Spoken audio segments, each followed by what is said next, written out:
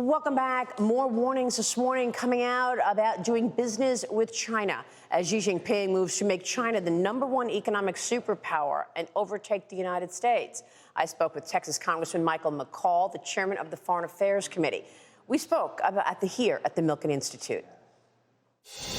I want to ask you about China because now the Chinese Communist Party has been able to get the Saudis to transact in the Chinese yuan.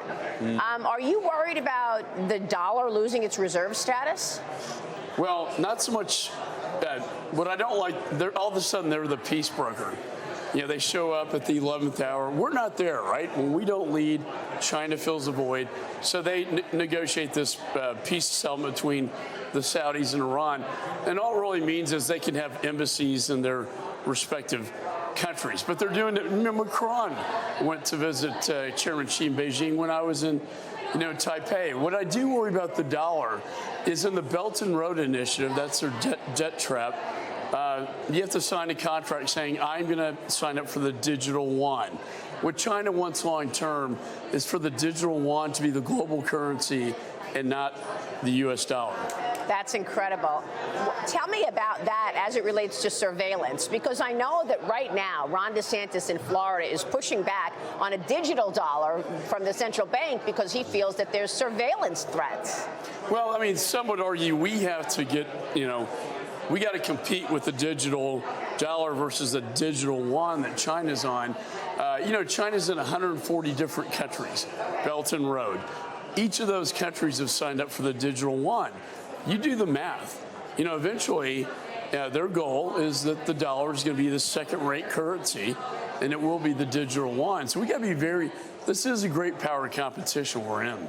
This is an incredible story right here, and really an incredible development, in my view. Yeah. Do you agree? I agree, and it's not talked about very often, but they want to dominate everything. It's not just military, it's economic. And they want to have the global currency, that being the digital yuan, and they're well on their way to doing that now. And they made sure you and your colleagues knew they meant business when you were on the ground in Taiwan. How did that feel when you're on the ground with the leadership of Taiwan and you are surrounded by military, fighter jets from China? Tell me about that. What happened? Well, it was a slow military buildup.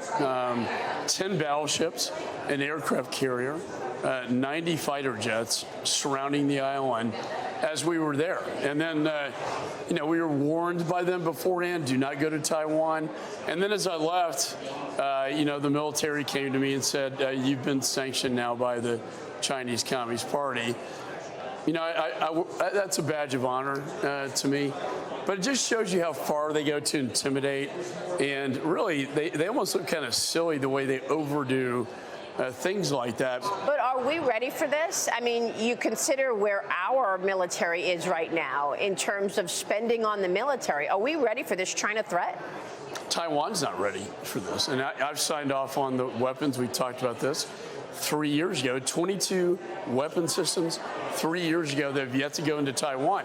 We're just now starting to train them in combat. And they don't have communications like Starlink. They don't have ISR capability for the island. And that's ISR? That'd be intelligence, surveillance, reconnaissance. Which is what you want to get on the ground in Taiwan. Which would give them eyes and ears into the Straits of Taiwan, but also China itself. China has very good capabilities. And Taiwan really has none, for that matter. Deterrence is key. If you don't have deterrence, peace through strength, you get conflict. Yeah, but what I'm talking about is the U.S. and China in terms of a potential conflict. Ray Dalio, who has been all in on China for a long time, and he actually told his clients to double down and buy Chinese companies. He said that the U.S. and China are near war. Right now, he wrote this on LinkedIn the other day, and they can't even talk to each other. That's what I'm worried about. Do you expect a conflict with China? I hope not. The only way we can stop it is to provide deterrence, and we don't have that deterrence. I was meeting with Japan, South Korea, the Philippines to make sure, Australia. I was with the ambassador last night to make sure we have partners in the region in the event that does happen. We hope it doesn't. We hope the calculus with Xi is the price is going to be too high. and we want peace. But if there were a conflict tomorrow, I think Taiwan would be greatly outnumbered. They cut the sea cable. They do a cyber event on the island, shut it down.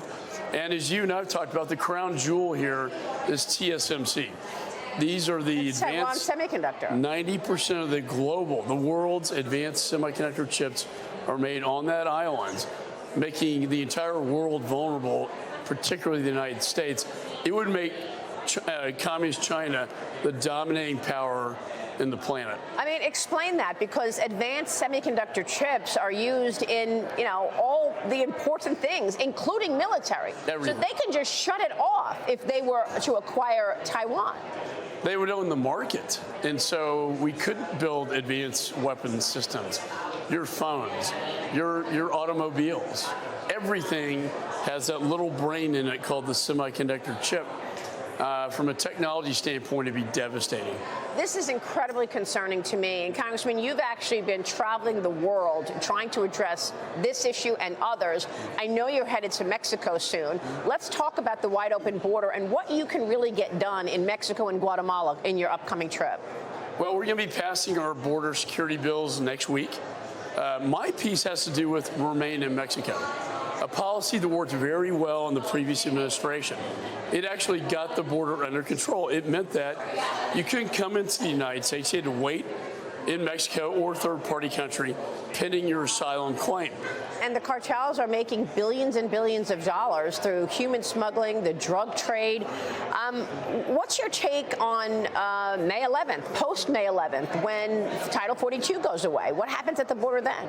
You're already seeing it south of the border, caravans trying to move up. They know when Title 42 expires, that nothing will stop them at that point. The only thing deporting them now is Title 42. And when that's gone, there's nothing the Biden administration has in place to return them to their country of origin.